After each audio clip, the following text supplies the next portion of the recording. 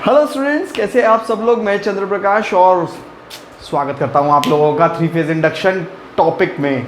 आप लोग सोच रहे होंगे सर डीसी मशीन के एमसीक्यू। हाँ, मैंने एमसीक्यू के जो लिंक है वो मैंने डिस्क्रिप्शन बॉक्स में डाल दिया है। 3 टॉपिक में मतलब टॉपिक वाइज मैंने आप लोगों को एमसीक्यू कराए हैं। उन तीनों के लिंक डिस्क्रिप्शन बॉक्स में आप लोग ले सकते हैं एमसीक्यूज़ के। और मैं आप लोगों को रिक्वेस्ट करूँगा आप लोग ज़रूर देखिएगा वो एमसीक्यू, क्योंकि वो बहुत इंपॉर्टेंट है। आप लोगों के पेपर में आ चुके हैं, आप लोगों के पेपर के ही एमसीक्यूज़ हैं और टॉपिक वाइज मैंने सॉल्व किए हुए हैं। डीसी मशीन से लेके 3 टॉपिक में बनाए हैं। ठीक है, तो आप लोग उम्मीद करता हूँ वो वहाँ से लिंक लेके देख लेंगे। ठीक है, चलिए दूसरी बात मैं ये कहना चाह रहा हूँ, कुछ बच्चे बेचारे नेगेटिव बहुत हो रहे हैं, कह रहे हैं सर ये निजीकरण जो हो रहा है इसकी वजह से पढ़ने में खास ज़्यादा मन लग नहीं रहा है। देखो, मैं आप लोगों को एक बात बताऊँ, वैसे तो मैं इसके ऊपर एक सेपरेट वीडियो ज़रूर बनाऊँगा, बट मैं आप लोगों को एक बात बताऊं, उस चीज़ के बारे में इतना ज़्यादा नेगेटिविटी अपने ऊपर लेने की ज़रूरत इसीलिए नहीं है, मैं ये कहूँगा, क्योंकि वो चीज़ आपके हाथ में ही नहीं है। आपने इतने टाइम से तैयारी करी है, सपना आपने देखा, तो 6 महीने और रुक जाइए, क्योंकि चुनाव है। लॉजिकली थोड़ा सा चलेंगे तो हर सरकार चुनाव से पहले वैकेंसी निकालती है, ज़्यादा से ज़्यादा एग्ज़ाम कराती है। भर्ती पर जो रोक है, मतलब आप जैसे निजीकरण है, अगर निजीकरण ये हो गया तो खुद सोचिए सरकार के भी चांसेस हैं चले जाने के, जो कि ऑब्वियसली वो तो बात की बात है कि वो रहती है या जाती है, मैं उसके पक्ष में नहीं हूँ। बट एक उम्मीद 6 महीने के लिए और बना के आप लोग रख लीजिए। देखिए, क्योंकि जो दूसरा रास्ता है, अगर आपको चुनना है दूसरा रास्ता, तो फिर अगर आपको लगता है आपको बहुत ज़्यादा ज़रूरत है तो फिर चुन लीजिए। मतलब आपको इस प्राइवेट अगर जॉब करनी है तो कर लीजिए, बट अगर आप सक्षम हैं कि आप अगर 6 महीने और वेट कर सकते हैं चीज़ों को लेके, देखिए रो रो के तैयारी मत करिए। मैं बस आप लोगों से ये ज़रूर कहूँगा, रो रो के तैयारी इसलिए मत करिए, कोई मतलब नहीं बनता। आप उस काम को कर भी रहे हैं और रो भी रहे हैं। खुशी से करिए जो काम कर रहे हैं, बहुत अच्छे से करिए। ठीक है, अब आपको मैं ये चीज़ कहूँगा कि मैं इसके ऊपर वैसे अलग से वीडियो बनाऊँगा। ठीक है, तो मैं अब टॉपिक पे आ जाता हूँ। आप लोग प्लीज़ उस चीज़ को लेके नेगेटिव मत होइए, मैं समझ रहा हूँ, देखिए, बट आप उस चीज़ को लेके 6 महीने और थोड़ा सा वेट करिए। देखो, वैकेंसी निकली है तो एग्ज़ाम तो होने हैं और अगले साल चुनाव है, तो प्लीज़ आप थोड़ा सा पेशेंस रखिए। अननेसेसरली नेगेटिव होने का कोई मतलब नहीं है, क्योंकि फॉर्म आप लोगों ने खुद सोचिए भर दिया है, उसके बाद अब नेगेटिव होने का कोई मतलब नहीं है। 3 फेज इंडक्शन मोटर हम लोग शुरू कर रहे हैं। जैसे कि हम लोगों की बात हुई है कि सारी रोटेटिंग मशीन्स जो हैं, सारी जो रोटेटिंग मशीन्स हैं, ये क्या हैं, 2 पार्ट अपने अंदर रखती हैं, एक स्टेटर और एक रोटर। ठीक है, सेम ऐसे ही इस मशीन के अंदर भी है, 3 फेज इंडक्शन मोटर के अंदर भी है। सबसे पहली चीज़, 3 फेज इंडक्शन मोटर का जो सबसे मेन कंपटीशन होता है, जो सबसे मेन इसकी तुलना की जाती है, इसका कंपैरिजन होता है, वो होता है डीसी मोटर के साथ में। मतलब इसका जो डीसी मोटर के साथ में बड़ी तुलना रहती है कि भाई ये डीसी मोटर से अच्छी है या बुरी है। मतलब कहने का, अगर हम 3 फेज मोटर की बात करते हैं कि वो अच्छी है या बुरी है, तो वो एक्चुअली इसको लेके करते हैं, डीसी मोटर को लेके करते हैं, क्योंकि हमारी मार्केट में 2 ही मोटर सबसे ज़्यादा है, डीसी मोटर और 3 फेज इंडक्शन मोटर, जिसमें से कि ऑब्वियसली 3 फेज इंडक्शन मोटर ज़्यादा यूज़ होती है। उसके कुछ एडवांटेज हैं, वो क्या हैं देख लेते हैं। देखिए, 3 फेज इंडक्शन मोटर के कुछ एडवांटेजेस हैं। एक तो ये एसी सप्लाई पर चलती है, तो ये ज़्यादा ऑब्वियसली अच्छी हो जाती है, क्योंकि एसी सप्लाई फ्रिक्वेंटली अवेलेबल है, ज़्यादा हमें दिक्कत लेने की ज़रूरत नहीं है। ठीक है, हमें रेक्टिफायर से कन्वर्ट करने की ज़रूरत नहीं है। दूसरी चीज़, 3 phase induction motor same rating के लिए, फॉर सेम रेटिंग, मतलब 1 किलोवाट की ये लेके आइए डीसी मोटर और 1 किलोवाट की 3 फेज इंडक्शन मोटर लेके आइए, तो इसकी जो रेटिंग है for same rating, small size होता है, तो जाहिर सी बात है साइज़ स्मॉल रहेगा तो कॉस्ट भी कैसी रहेगी, इसकी कम रहेगी। तो ये जो चीज़ें हैं, ये इस तरीके से आप लोग इसे कर सकते हैं। अगली बात कर लेते हैं हम लोग, 3 फेज इंडक्शन मोटर में ये एक पॉइंट हो गया, एक पॉइंट हो गया। अब कहाँ पर, तो फिर क्या सारी अच्छाइयाँ इसमें, तो फिर इसके अंदर क्या है, इसके अंदर एक एडवांटेज पॉइंट है जो इसके अंदर थोड़ा सा कम बैठता है। देखिए, कॉस्ट क्योंकि इसकी कम है, एसी सप्लाई फ्रिक्वेंटली अवेलेबल है, इसीलिए ये यूज़ ज़्यादातर कर ली जाती है। बट अगर ज़रूरत पड़ती है हमें एक्यूरेट स्पीड कंट्रोल की, बिल्कुल एक्यूरेट स्पीड कंट्रोल हमें अगर ज़रूरत पड़ती है, बेहतरीन स्पीड कंट्रोल की अगर हमें ज़रूरत पड़ती है, तो हम फिर इसको प्रेफर करते हैं इन कंपैरिजन टू इसके कहीं ना कहीं। इसका स्पीड कंट्रोल, सबसे पहली चीज़ तो सस्ता स्पीड कंट्रोल है, कॉस्ट कम होती है स्पीड कंट्रोल की। भैया एक चीज़ मैं क्या कह रहा हूँ स्पीड कंट्रोल देखो, ये धोखा मत खा जाना, ये कॉस्ट ओवरऑल मोटर की कह रहा हूँ, बट इसकी मैं स्पीड कंट्रोल की कह रहा हूँ। मतलब ये आपने मोटर ली और साथ में इसका एक स्पीड कंट्रोल लगाया, तो ये जो स्पीड कंट्रोल है इसका बड़ा ही सस्ता आता है, और सस्ते के साथ साथ बड़ा एक्यूरेट भी होता है। बट इसके कंपैरेटिवली इसमें बात करें, इस मोटर के अंदर क्या है, क्योंकि ये एसी मोटर है तो इसमें फ्रीक्वेंसी की डीलिंग हो जाती है, मतलब फ्रीक्वेंसी की बात हम इसमें कहीं ना कहीं करने लग जाते हैं। अब क्योंकि जब इसमें फ्रीक्वेंसी की बात होगी तो अब आप लोगों को पता ही है NS = 120 F/P होता है। अब अगर बात करें फ्रीक्वेंसी की, अगर हमें स्पीड को बदलना है तो कहीं ना कहीं फ्रीक्वेंसी को बदलना पड़ेगा, और फ्रीक्वेंसी को बदलना आसान नहीं है, उसके लिए हमें हैवी डिवाइसेस चाहिए होती हैं, जैसे साइक्लो कन्वर्टर हो गया। साइक्लो कन्वर्टर क्या करता है, फ्रीक्वेंसी को वेरी करता है। तो कहीं ना कहीं इसके स्पीड कंट्रोल में क्या यूज़ होता है, साइक्लो कन्वर्टर यूज़ होता है। अब साइक्लो कन्वर्टर के बारे में एक बात समझिए, साइक्लो कन्वर्टर स्पीड कंट्रोल में यूज़ होता है, इस वजह से कॉस्ट इसकी थोड़ी सी बढ़ जाती है, फिर भी इसके मुकाबले इनकम थोड़ा उतना एक्यूरेट नहीं है। अब तो फिर भी बहुत एक्यूरेट हो गया है। अब जब ये चीज़ें नहीं थी, मतलब साइक्लो कन्वर्टर बनता है SCR से, तो जब SCR वगैरह नहीं थे तो, या SCR जब उतने अच्छे से डेवलप नहीं हुए थे, कंट्रोलिंग उतनी अच्छी नहीं थी, अब तो फिर भी बहुत सुधार हो गया है, इसीलिए कहीं ना कहीं DC मोटर उतना अब यूज़ करना हम लोग छोड़ दिए हैं। पर फिर भी जहां हमें बहुत ज़्यादा एक्यूरेट स्पीड कंट्रोल चाहिए होता है, आज भी DC मोटर इस्तेमाल करी जाती है।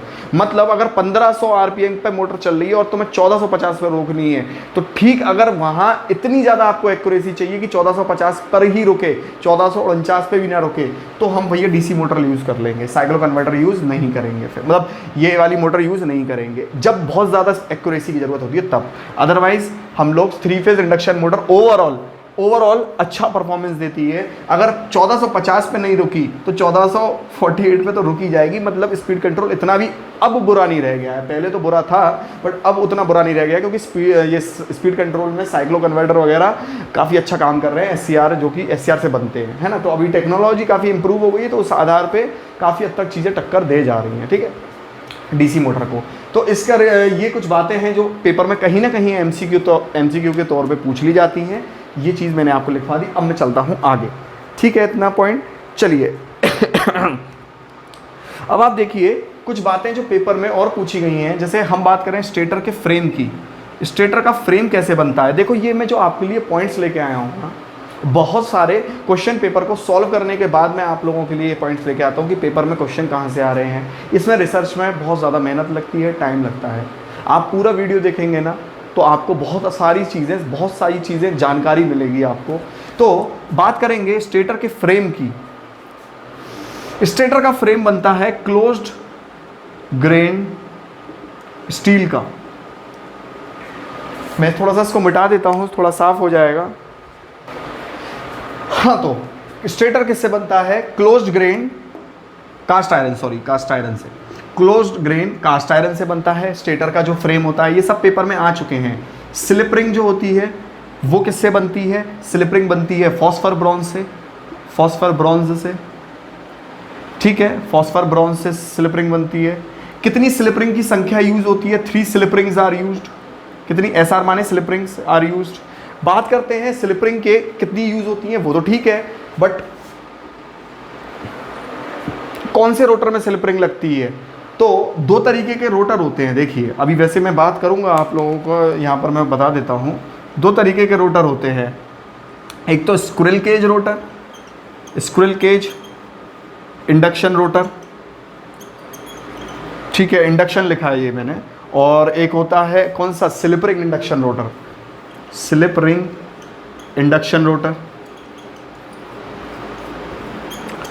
तो ये 2 तरीके के होते हैं, स्क्विरल केज और स्लिप रिंग इंडक्शन मोटर में शॉर्ट में SRIM लिख देता हूँ इसे। तो अब बड़े ध्यान से समझना कि सबसे पहले तो 3 स्लिप रिंग यूज होती हैं, पर स्क्विरल केज में नहीं, नॉट इन स्क्विरल केज। तो कहाँ यूज होती हैं फिर आपका स्लिप रिंग इंडक्शन मोटर में यूज होती हैं। तो कितनी होती हैं? 3 होती हैं। ये इस तरीके से क्वेश्चन आता है फॉस्फर ब्रॉन्ज। आप लोगों का इसीलिए मैं कह रहा हूँ कि देखना पूरा बहुत ज़्यादा ज़रूरी है, ठीक है। चलिए मैं आगे चल देता हूँ। अगर मैं स्टेटर की कोर की बात करूँ, स्टेटर के कोर की बात करूँ, तो स्टेटर के कोर बनता है सिलिकॉन स्टील से। अब मैं अगर बात करूँ आपका रोटर साइड की चीज़ों का, मैं रोटर साइड की चीज़ों की बात करूं जो पेपर में पूछ भी ली गई हैं, चाहे शाफ्ट है, शाफ्ट किससे बनेगी?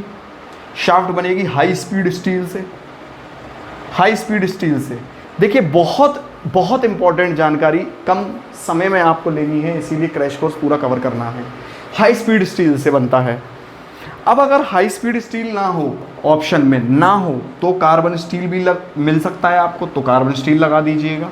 अगर कार्बन स्टील भी ना हो तो एल्यूमिनियम आपको मिल सकता है, तो एल्यूमिनियम लगा देना।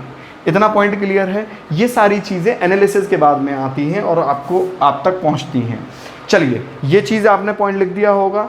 और सिलिकॉन कोर हो गया, शाफ्ट बता दी मैंने आपको। और अगर ग्रीस के तौर पे पूछे, लुब्रिकेंट के तौर पे पूछें, लुब्रिकेंट के तौर पे पूछें तो ग्रीस यूज़ होता है लुब्रिकेंट के तौर पे। तो ये सब सवाल आए हुए हैं, इसीलिए आप लोग इनको लिख लीजिए।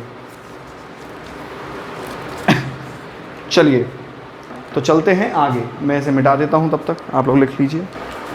तो स्टूडेंट्स अब देखिए शुरू करते हैं रोटर से थोड़ा सा शुरू करते हैं और समझते हैं रोटर के बारे में। देखिए स्टेटर इसके अंदर बहुत ज़्यादा इंपॉर्टेंट पार्ट नहीं होता है। 3 फेज इंडक्शन के अंदर स्टेटर बहुत ज़्यादा इंपॉर्टेंट पार्ट क्यों नहीं होता है? क्योंकि स्टेटर परफॉर्मेंस, मतलब जो मोटर की परफॉर्मेंस है वो स्टेटर पे डिपेंड नहीं करती है, वो एक्चुअली डिपेंड करती है रोटर के स्ट्रक्चर पे। एक्चुअली रोटर यहाँ पे 2 तरीके के रोटर होते हैं। एक होता है स्क्विरल केज इंडक्शन रोटर, मैंने कि जैसे आपको अभी बताया स्क्विरल केज इंडक्शन रोटर, और दूसरा रोटर होता है कौन सा? स्क्विरल केज होता है। और दूसरा कौन सा बताया था? स्लिप रिंग इंडक्शन रोटर, ठीक है। स्लिप रिंग इंडक्शन रोटर मैंने आपको बताया। अब आप एक चीज़ समझने का कोशिश करना है यहाँ पे, ठीक है। देखो अगर ये रोटर इस्तेमाल हुआ जिस मोटर में, ये रोटर जिस मोटर में इस्तेमाल हुआ उस मोटर का नाम पड़ गया स्क्विरल केज इंडक्शन मोटर, और जो ये रोटर इस्तेमाल हुआ किसी मोटर में तो उसका नाम पड़ गया स्लिप रिंग इंडक्शन मोटर। तो कहने का मतलब रोटर अगर यूज़ करते किसी मोटर में तो उसका नाम सेम वही रोटर की जगह वहाँ मोटर कह देंगे। तो इस बात को पहली चीज़ तो समझ लीजिए आप कि जिसमें ये रोटर होगा उसका नाम उसी के हिसाब से मोटर का पड़ जाएगा। अब इन दोनों में बात समझते हैं थोड़ा सा बहुत अच्छे से। स्क्विरल केज इंडक्शन रोटर और स्लिप रिंग इंडक्शन रोटर, ये 2 तरीके के रोटर 3 फेज इंडक्शन में यूज़ होते हैं। अब सवाल क्या उठता है, कौन सा अच्छा है कौन सा बुरा है? देखिए सारी चीज़ टेक्निकल में एप्लीकेशन बेस्ड होती है। मतलब कहने का एप्लीकेशन बेस्ड क्या कह रहा हूँ, कौन सा कहाँ पर यूज़ करा जाना चाहिए। मतलब अगर मान लीजिए फॉर एग्जाम्पल मैं बोल रहा हूँ, इंडियंस हम लोग भारतीय लोग गर्मी को बहुत अच्छा सहन कर लेते हैं, बिल्कुल कर लेते हैं। तो कहीं ना कहीं इन कंपैरिजन टू अंग्रेज लोग जो हैं वो लोग यहाँ आते हैं तो वो बहुत परेशान हो जाते हैं, क्योंकि वो इतनी गर्मी नहीं सहन कर पाते। अच्छा और बुरा कोई नहीं है इसमें से, पर वो ज़्यादा सर्दी सहन कर लेते हैं हमसे। वहाँ -20 -25 टेम्परेचर पहुँच जाता है, पर इंडिया में इतना नहीं पहुँचता। तो कहने का मतलब ये अच्छा और बुरा कुछ नहीं है। जो इंसान जहाँ पर, आप जैसे किसी को मान लो, अगर मान लीजिए आपकी पोस्टिंग करनी हो तो आप इंडियंस की कोशिश करेंगे, हम प्रेफर करेंगे ना कि चलो भाई चले जाओ, क्या कहते हैं आपको, क्या कहते हैं मान लो आप इंजीनियर लग गए, आपकी पोस्टिंग मान लो गर्मी वाली जगह पे प्रेफर करेंगे कंपनी इन कंपैरिजन टू अंग्रेज। मान लो कोई अंग्रेज अगर कंपनी में होगा तो उसको कहेंगे कि नहीं यार चलो ये बंदा सर्दी ज़्यादा झेल लेगा, चलो इसे वहाँ भेज देते हैं, प्रेफर करेंगे। कानून की किताब में ऐसा कुछ नहीं लिखा कि तुमको नहीं भेजेंगे उसको भेजेंगे, प्रेफर करेंगे। ऐसे ही सेम यहाँ पर होता है, यहाँ पर भी कानून की किताब में कुछ नहीं है, प्रेफर वाली बात होती है। प्रेफर का मतलब है कि अगर आप इसको उस जगह पे प्रेफर करेंगे तो ये बेस्ट परफॉर्मेंस देगा, अदरवाइज ये बेस्ट परफॉर्मेंस नहीं देगा। चलते हैं किस तरीके की मैं बात कहना चाह रहा हूँ। आप लोगों का प्लीज़ शेयर और कमेंट आप लोग करते हैं, बड़ा अच्छा लगता है, आप वो करते रहा करिए, बड़ा मोटिवेशन मिलता है, ठीक है। और लाइव का मैं जल्दी से जल्दी कोशिश कर रहा हूँ कि मैं लाइव आऊँ, थोड़ा सा बस कोशिश मेरी जारी है कि मैं जल्दी से जल्दी आपको लाइव ही पढ़ाऊँ, ठीक है। तो स्क्विरल केज मैं कोशिश कर ही रहा हूँ, बाकी आप लोग प्लीज़ शेयर करते रहिए। आपके जितने आप लोग मुझे बस सपोर्ट करेंगे तो उतना ज़्यादा मैं क्या कहते हैं मेरी चांसेस और ज़्यादा बढ़ते चलेंगे। बस आप लोगों का सपोर्ट मेरे को चाहिए। स्क्विरल केज इंडक्शन रोटर और स्लिप रिंग इंडक्शन रोटर, ठीक है। तो स्क्विरल केज इंडक्शन रोटर की बात करें, इस तरीके के रोटर का लो स्टार्टिंग टॉर्क होता है। कैसा? लो स्टार्टिंग टॉर्क होता है, मतलब टॉर्क बड़ा ही कम होता है इस रोटर में। तो इसका मतलब इसमें हाई रहता होगा, बिल्कुल हाई स्टार्टिंग टॉर्क रहता है।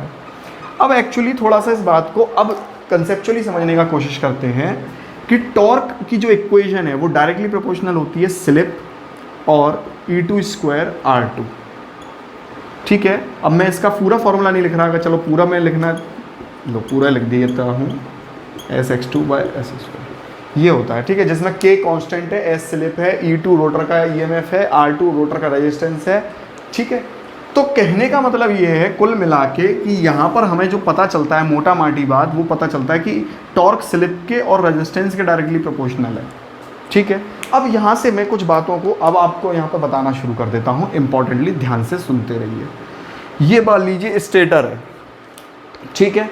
इसमें पोल्स वैसे नहीं होते डीसी मशीन वाले, सेलियन टाइप पोल्स नहीं होते, ये सिलेंड्रिकल पोल्स होते हैं, ठीक है। तो मतलब कहने का यहाँ पर ये वाले पोल्स नहीं होंगे। ये कौन से पोल्स होते हैं? Salient type. मैं आपको सिंक्रोनस में पढ़ाऊंगा, ठीक है। तो आप लोग को बस क्या करना है, शेयर करना है, जुड़े रहना है, ताकि आप तक ये बेस्ट कंटेंट पहुँच सके, आप पे नोटिफिकेशन आ जाए, ठीक है। तो अब आप क्या है, ये स्टेटर है और इस स्टेटर के अंदर है रोटर, इस स्टेटर के अंदर है रोटर। अब ये जो रोटर है, यहाँ पर जो स्टेटर यूज़ होता है वो सिलेंड्रिकल टाइप यूज़ होता है। क्या? सिलेंड्रिकल टाइप यूज़ होता है क्या? स्टेटर। जबकि सेलिएंट पोल होता था डीसी मशीन में, इसको बोलते हैं सेलिएंट पोल, इसको बोलते हैं सेलिएंट पोल। है मज़े की बात। अब आप देखिए, सिलेंड्रिकल टाइप का जो स्टेटर यूज़ होता है, रोटर भी सिलेंड्रिकल टाइप है। इस रोटर और स्टेटर में मिनिमम एयर गैप रखते हैं, ठीक है। मतलब एयर गैप कैसा रखते हैं? मिनिमम से मिनिमम रखते हैं। इंपॉर्टेंट बात सुनना आप क्या, अगर एयर गैप मिनिमम नहीं रखा, क्वेश्चन पूछा जाएगा आपसे पेपर में, एयर गैप बढ़ा रहे हैं तो क्या होगा? लिखना पेपर में, ऑप्शन आएगा। मैं जो जो क्वेश्चन बोल रहा हूं नहीं मिले पेपर में इस चैप्टर से तो कहना बाद में कि सर आपने जो पढ़ाया उसमें से कुछ भी नहीं आया। मैं मान ही नहीं सकता। मैं भी पेपर देखूंगा, आप भी देखना और तब बताना करके। मिनिमम एयर गैप रखना है, मतलब इन दोनों के बीच की दूरी मिनिमम रखनी है। अगर नहीं रखी तो क्या हो जाएगा? डिसएडवांटेज क्या है मिनिमम नहीं रखा तो? इफ नॉट तो क्या हो जाएगा? मिनिमम नहीं रखा तो क्या हो जाएगा? हो जाएगा बहुत कुछ हो जाएगा मिनिमम नहीं रखा तो। सुनिए क्या हो जाएगा, पावर फैक्टर गिरने लगेगा, डिक्रीज, पावर फैक्टर गिरने लगेगा। जब हम इसको मोटर को 3 फेज सप्लाई देते हैं, जब इस मोटर को हम 3 फेज सप्लाई देते हैं तो क्या होता है? जब हम इस मोटर को 3 फेज सप्लाई देते हैं तो यहाँ पैदा होता है रोटेटिंग मैग्नेटिक फील्ड, एक घूर्णन चुंबकीय क्षेत्र। तो इस आरएमएफ को बनाने के लिए एक यहाँ से मैग्नेटाइजिंग करंट लिया जाता है, आईएम होता है मैग्नेटाइजिंग करंट। चुंबक फ्लक्स को बनाने के लिए जो करंट लिया जाता है उसे बोलते हैं आईएम। अगर तुमने एयर गैप बढ़ा दिया, मिनिमम नहीं रखा, इफ नॉट मिनिमम, तो सबसे पहले क्या होगा? मैग्नेटाइजिंग करंट, जो ये करंट है फ्लक्स बनाने के लिए, मान लो पहले 1 वेबर जाता था, अब तुमने एयर गैप बढ़ा दिया तो अब ये जाएगा 2 वेबर। कहने का मतलब आईएम मैग्नेटाइजिंग करंट क्या कर जाएगा? इंक्रीज कर जाएगा, इंक्रीज कर जाएगा। मैग्नेटाइजिंग करंट इंक्रीज कर जाएगा, आईएम इंक्रीज कर जाएगा। और आईएम इंक्रीज कर जाएगा तो पावर फैक्टर डिक्रीज कर जाएगा।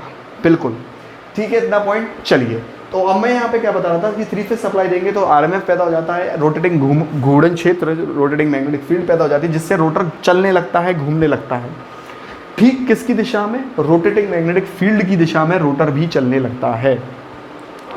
ये जो आरएमएफ की स्पीड होती है, ये आरएमएफ की स्पीड होती है 120 F/P, सिंक्रोनस स्पीड होती है, तुल्यकाली स्पीड होती है।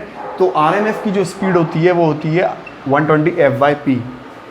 अब जब रोटर जिस स्पीड से चलेगा, मान लो एनआर स्पीड से चलेगा, ये जो एनआर स्पीड होगी, रोटर की जो स्पीड होगी, ये हमेशा हमेशा एनएस से कम होगी, इससे कम होगी।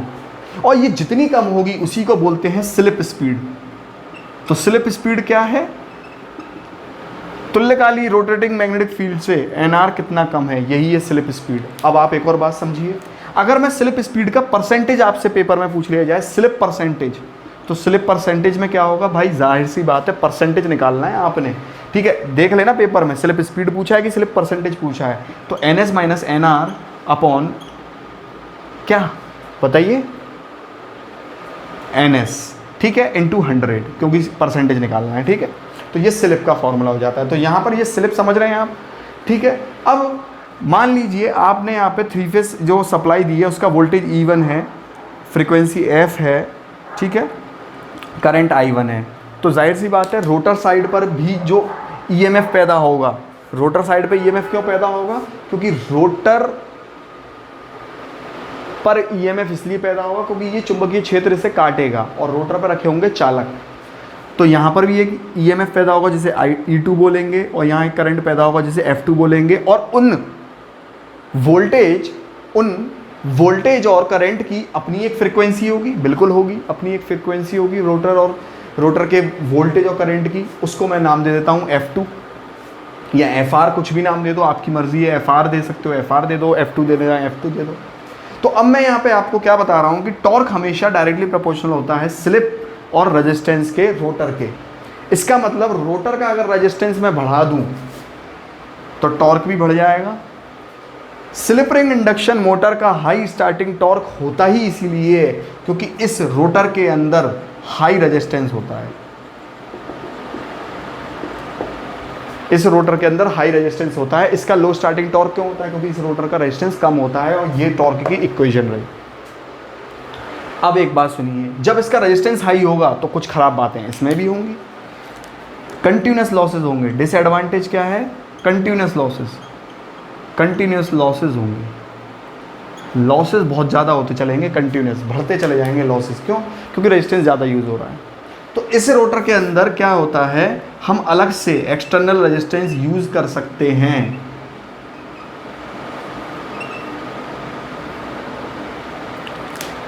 मान लीजिए, देखिए ज़्यादा होश पॉश हो गई है मैं। हाँ, तो डिसएडवांटेज क्या है कि हाई रेजिस्टेंस की वजह से कंटिन्यूस लॉसेस होते हैं। अच्छा, तो मैं अभी इसको बना के बताऊंगा आप लोगों को। इस मोटर का हाई स्टार्टिंग टॉर्क है।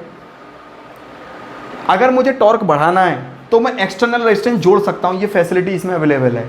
External resistance can be added, जोड़ सकते हैं हम एक्सटर्नल रेजिस्टेंस, बिल्कुल जोड़ सकते हैं। ये इसके अंदर फैसिलिटी है, इसके अंदर ये फैसिलिटी नहीं है। तो फिर क्या, जब हम इसमें एक्सटर्नल रेजिस्टेंस जोड़ सकते हैं, ये एक्सटर्नल रेजिस्टेंस कैसे जोड़ते हैं समझिए। ये रोटर रहा, मैंने ये अंदर का रोटर बनाया है, स्टेटर नहीं बनाया है। ये अंदर वाइंडिंग रही 3 फेज, क्योंकि जाहिर सी बात है 3 फेज मोटर है तो 3 फेज वाइंडिंग होगी। स्टेटर पर भी 3 फेज होगी, रोटर पर भी 3 फेज वाइंडिंग होगी। अब हमने इसमें एक्सटर्नल रेजिस्टेंस जोड़ा, एक्सटर्नल रेजिस्टेंस जोड़ा। अब समझना, ये एक्सटर्नल रेजिस्टेंस जोड़ दिया यहाँ पे, ये एक्सटर्नल रेजिस्टेंस जोड़ दिया। ये एक्सटर्नल रेजिस्टेंस कैसे जोड़ा जाता है? रोटर आपका चल रहा है, मैं क्यों सवाल उठा रहा हूँ, आपका रोटर चलता चला जा रहा है, मतलब मोटर चल रही है आपकी, तो मोटर चल रही है माने रोटर चल रहा है।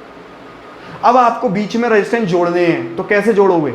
चलती मोटर में एक अरेंजमेंट यूज होता है, मेटल कॉलर अरेंजमेंट। तो हाई रेजिस्टेंस ऐड किया जाता है बाय मेटल कॉलर अरेंजमेंट। पूछता है पेपर में मेटल कॉलर अरेंजमेंट कैसे, मेटल कॉलर अरेंजमेंट द्वारा जोड़ा जाएगा। तो देखिए लड्डू दोनों हाथ में तो होंगे नहीं। अगर हाई रेजिस्टेंस है, हाई रेजिस्टेंस की वजह से टॉर्क ज़्यादा ले रहे हो, तो फिर भैया यहाँ पर तो तुम्हें गोता खाना पड़ेगा, लॉसेस दे झेलने पड़ेंगे। इसमें ऐसा नहीं है, फिर ये इसका एडवांटेज बन जाता है, लो लॉसेस,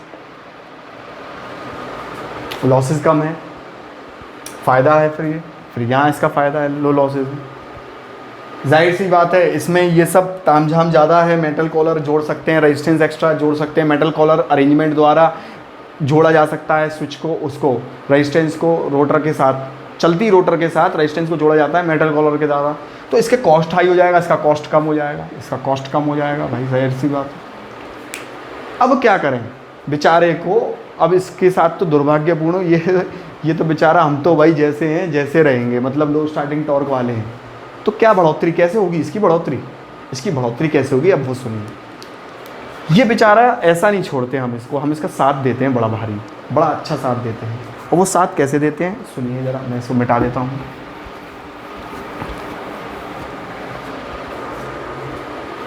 हमारा बेचारा ये रोटर लो स्टार्टिंग टॉर्क का मारा है, तो हम इसका टॉर्क कैसे बढ़ाएंगे? टू इंक्रीज द टॉर्क, हम इसकी डिजाइनिंग में थोड़ा सा चेंज कर देते हैं। Change in design, we do change in design, कुछ डिजाइन में थोड़ा सा चेंज करते हैं, किसकी? रोटर की। और जब डिजाइन में चेंज करते हैं तो दो डिजाइन बनती हैं अलग अलग तरीके से चेंज करके। तो जब दो डिजाइन बनती हैं तो दो तरीके के रोटर भी बनते होंगे, बिल्कुल बनते हैं। तो एक का नाम रखा गया डीप बार रोटर और एक का नाम रखा गया double cage rotor, double cage rotor. तो इस तरीके से दो तरीके के रोटर यहां पर बनते हैं टू इंक्रीज द टॉर्क। अब ये दोनों रोटर एक सिद्धांत पे काम करते हैं और उस सिद्धांत पे काम करके अपना टॉर्क बढ़ा देते हैं, इस मोटर का टॉर्क बढ़ा देते हैं, याद रखना। मतलब इस रोटर का, मोटर का, आप समझ जाइए ऑब्वियसली यार, रोटर माने मोटर, मोटर माने रोटर, जिसमें जिस मोटर में जो रोटर लग गया वो उसी के हिसाब से नाम होगा। तो इसका अगर नॉर्मली आपका 6 स्क्विरल केज रोटर है और अगर हमने डिज़ाइन चेंज कर दिया तो वो डीप बार हो जाएगा या फिर डबल केज हो जाएगा, तो कहीं ना कहीं इसके कंपैरेटिवली फिर इसका टॉर्क ज़्यादा होगा। पर याद रखना, एक कहावत है ना,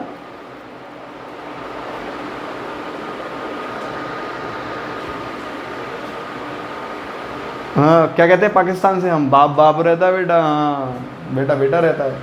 तो वही चीज़ है, स्लिप रिंग इंडक्शन रोटर आज भी इन दोनों के बाद भी सबसे ऊपर हाई स्टार्टिंग टॉर्क रहता है। मतलब ये दो डिज़ाइन बना दिए हैं वो, इससे हम लोग टॉर्क बढ़ा देते हैं, पर इससे ज़्यादा टॉर्क तब भी नहीं कर पाएंगे।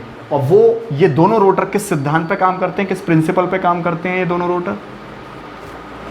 रोटर प्रिंसिपल पे काम करते हैं, स्किन इफेक्ट के प्रिंसिपल पे काम करते हैं। स्किन इफेक्ट मैंने पूरा समझाया हुआ है, आप पावर सिस्टम में जाइएगा, प्लेलिस्ट के अंदर पावर सिस्टम में जाइएगा, वहाँ स्किन इफेक्ट देखिए। तो प्रिंसिपल, ये दोनों रोटर स्किन इफेक्ट के प्रिंसिपल पे काम करते हुए टॉर्क बढ़ा देते हैं स्क्विरल केज का। शानदार तरीके से, उम्मीद करता हूँ समझ में आ गया होगा। एक सवाल और यहाँ से जो पूछा जाता है वो क्या जानना चाहोगे? इन दोनों ही रोटर में पैरेलल ऑपरेशन होता है दोनों, मतलब एक्चुअली इसमें क्या होता है कि डबल केज रोटर के अंदर दो केज लगते हैं, दो पिंजरे की तरीके से कंडक्टर लगते हैं, और उन दोनों का क्या होता है, दो चालकों का पैरेलल ऑपरेशन हो रहा होता है, parallel operation of two conductors, या टू केजेस बोलो तो ज़्यादा एक्यूरेट है। देखो कल को फिर तुम कहोगे गलत बता रहे दिया sir. Parallel operation of two cages माने मतलब पिंजरे, और उन पिंजरों में रखा जाता है कंडक्टर। तो पैरेलल ऑपरेशन होता है, और पैरेलल ऑपरेशन का ये पेपर में पूछा जाता है कि कैसा टाइप का ऑपरेशन होता है डबल केज में। तो पैरेलल ऑपरेशन होता है दो चालकों का जो उस पिंजरे में रखे गए हैं। तो ये कहानी आप समझिए, उम्मीद करता हूँ समझ ली होगी। आप लोग इसे लिखिए, तब तक मैं इसे मिटाता हूँ। अब चलिए कुछ मोटर से जुड़ी हुई जानकारी हम लोग ले लेते हैं। अभी तो हमने रोटर से जुड़ी ली थी, अब इस पूरी मोटर से जुड़ी हुई जानकारी ले लेते हैं। 3 फेज इंडक्शन मोटर, क्योंकि इसमें आरएमएफ पैदा होता है तो ये खुद से चालू हो सकती है self starting. Due to RMF production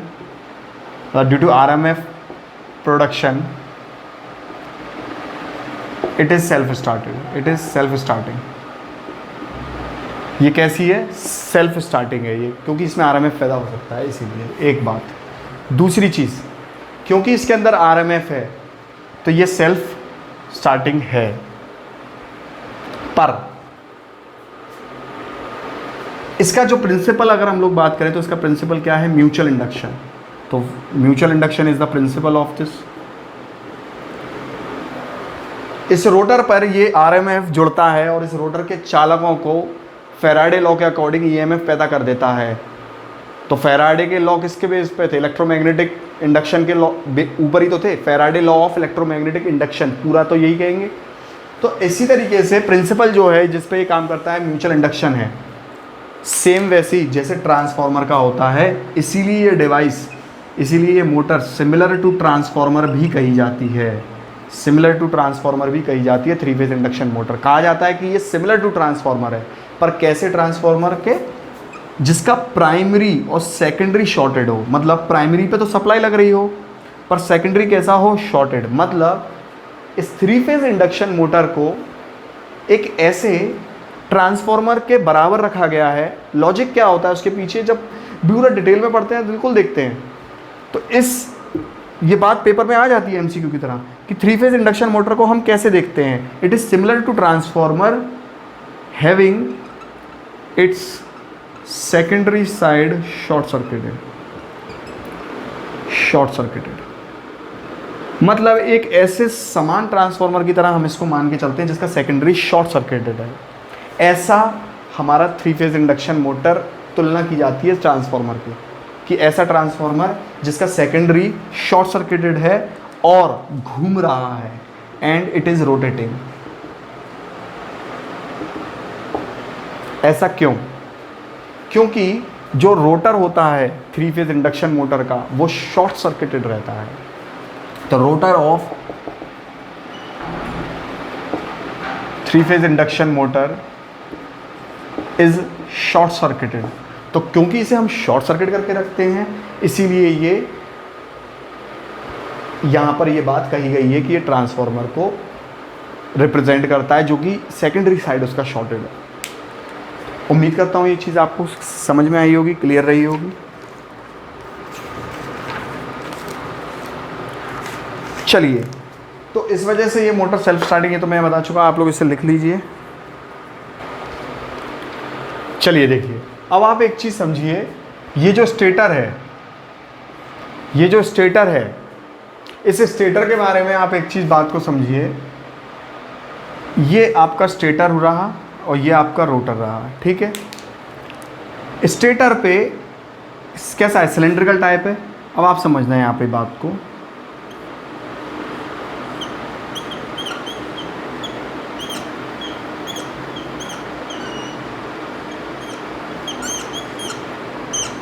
कहीं ना कहीं खांचे बनेंगे,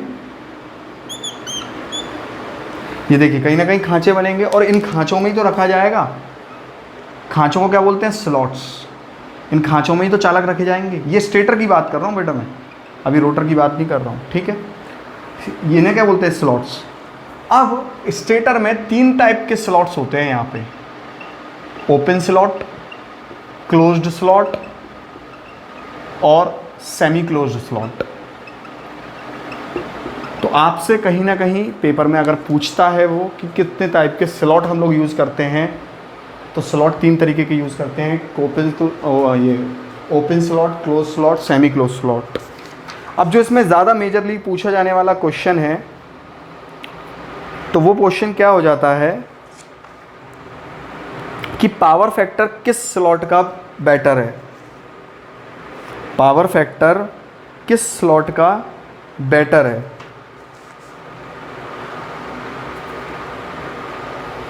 तो याद रखिए, ओपन स्लॉट का पावर फैक्टर इज बेटर किससे? क्लोज्ड से, better than closed slot. Paper में पूछा जाने वाला क्वेश्चन।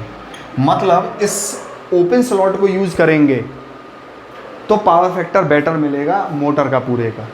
इसमें हर चीज़ मॉडरेट रहती है, मतलब बीच की रहती है। इसमें अच्छी, इसमें बुरी, इसमें बीच की। सेमी क्लोज्ड में इस बीच का रास्ता है, क्योंकि इसका पावर फैक्टर अच्छा होता है। इसलिए याद रखिए कि अगर पावर प्लांट में हमें स्लॉट यूज़ करने हैं, पावर प्लांट में मान लीजिए मोटर यूज़ करनी है, किसी पावर प्लांट में जहाँ पे बिजली बनती है वहाँ मोटर हमें यूज़ करनी है, या मान लीजिए वहाँ हमें जनरेटर यूज़ करना है, तो कैसे टाइप के स्लॉट यूज़ करने होंगे? जनरेटर के स्टेटर में भी तो स्लॉट होंगे, मोटर में होंगे, जनरेटर के स्टेटर में भी होंगे। वो एक अलग बात है कि सिंक्रोनस वाले में होंगे। वहाँ पर पावर प्लांट में तो सिंक्रोनस जनरेटर यूज़ होता है, ठीक है। या फिर इसी मोटर को आप मान लीजिए किसी काम के लिए पावर प्लांट में यूज़ कर रहे हैं। थर्मल पावर प्लांट में बहुत सारी मोटरें यूज़ होती हैं, जब डिटेल वर्किंग मैंने बताई हुई है प्लेलिस्ट में, पावर सिस्टम में जाके देखिए, थर्मल पावर प्लांट में बहुत मोटर यूज़ होती है। तो अगर कहीं ना कहीं आप इस मोटर को यूज़ कर रहे हैं तो मोस्टली यूज पावर प्लांट में कौन से स्लॉट होते हैं, पेपर में सवाल आएगा तो आप लिख के आएंगे, यूज्ड इन पावर प्लांट्स। मतलब पावर प्लांट में वो मोटर यूज़ करेंगे जहाँ पे ओपन स्लॉट होते हैं, क्योंकि उनका पावर फैक्टर अच्छा आता है, इसीलिए। इतना पॉइंट आप लोग उम्मीद करता हूँ समझ लिए होंगे, क्लियर होगा। चलिए, अब पेपर में सवाल आता है कि इस जो रोटर पे ईएमएफ पैदा हो रहा है, करंट पैदा हो रहा है, फ्रीक्वेंसी पैदा हो रही है, उनकी वैल्यू क्या है, उनका मान क्या होगा। तो समझिए, जो रोटर पे फ्रीक्वेंसी पैदा होगी, ये भाई बहुत न्यूमेरिकल आता है इस पर। रोटर फ्रीक्वेंसी जो पैदा होगी F2, अगर मान लीजिए आप F1 दे रहे हैं सप्लाई में, तो SF1 होगी, याद रखिए, मतलब स्लिप का गुणा इनटू सप्लाई की फ्रीक्वेंसी। जो ईएमएफ का मान होगा रोटर पे पैदा होने वाला, वो होगा SE1, मतलब स्लिप गुणा इनटू ईएमएफ जो आप सप्लाई पर दे रहे हैं। ये बहुत इंपॉर्टेंट है न्यूमेरिकल के लिए, प्लीज़ इसको उतार लेना, लिख लेना, कुछ भी कर लेना। इतना पॉइंट आपको क्लियर है। तो ये आपको ईएमएफ की वैल्यू, फ्रीक्वेंसी की वैल्यू, ये तो बहुत ज़्यादा ही इंपॉर्टेंट है। ये तो फॉर्मूला पूछता है पेपर में। स्लिप की वैल्यू पूछता है पेपर में दो कंडीशन में, जब मोटर एट स्टैंड स्टिल है, स्टैंड स्टिल मतलब रुकी हुई है, जब मोटर कैसी है, रुकी हुई है, रुकी हुई है। तो मोटर अगर रुकी हुई है तो एनआर क्या होगा, ज़ीरो, जाहिर सी बात। तो स्लिप क्या होती है, N S minus N R upon N S. तो एन आर अगर ज़ीरो है तो N S upon N S, मतलब स्लिप क्या हो गई, 1। या फिर स्लिप परसेंटेज निकालें तो 100% हो गई, क्योंकि 100% में 100 का मल्टीप्लाई करते हैं। अगर स्लिप नॉर्मल पूछ रहा है कि स्टैंड स्टिल पर कितनी होती है तो 1, और स्लिप परसेंटेज पूछ रहा है तो 100%। इतना पॉइंट क्लियर है। अब अगर आपसे पूछे एट फुल लोड स्लिप क्या होती है, तो फुल लोड पर रोटर एकदम दंदनाता हुआ चलेगा, एकदम लगभग एनएस के बराबर चलेगा, बिल्कुल एनएस के लगभग बराबर चलेगा। तो स्लिप का फॉर्मूला क्या होता है, N S minus N R upon N S. तो एन एस में से लगभग एन आर जाएगा, तो ये लगभग कहीं ना कहीं 0 से 1 के बीच में आएगा इसका आंसर। क्योंकि खुद देखिए, जब ये दोनों लगभग बराबर होंगे, ऐसे मान लीजिए कि एन एस 1500 है और एन आर 1450 है, तो कहीं ना कहीं जब इसे आप डिवाइड करेंगे तो 0 से 1 के बीच में आएगा, मतलब नियर टू 0 स्लिप आएगी। इतना पॉइंट क्लियर है, ये चीज़ें पूछी जाती। तो उम्मीद करता हूँ आप लोगों को ये चीज़ें सब समझ में आई होंगी। आज का लेक्चर मैं यहीं पे ख़त्म करता हूँ। मैंने देखिए कंस्ट्रक्शन वगैरह से जुड़ा सारे सवाल आपको बताए, बहुत इंपॉर्टेंट बताए। लेक्चर कैसा लगा प्लीज़ मुझे कमेंट ज़रूर करिएगा, अच्छा लगता है तो प्लीज़ शेयर भी किया करिए। Thank you and have a nice day. अगले लेक्चर में कुछ दमदार इसके फिनोमिनाज पे बात करेंगे, जैसे क्रॉलिंग, कॉगिंग, जॉगिंग, इनसे आने वाले सवाल पे बात करेंगे। कुछ लॉसेस की भी बात करेंगे, कुछ स्पीड कंट्रोल की भी बात करेंगे, इसके स्पीड कंट्रोल मेथड क्या क्या होते हैं। तो आपको कैसा लगा लेक्चर बताइएगा ज़रूर। Thank you.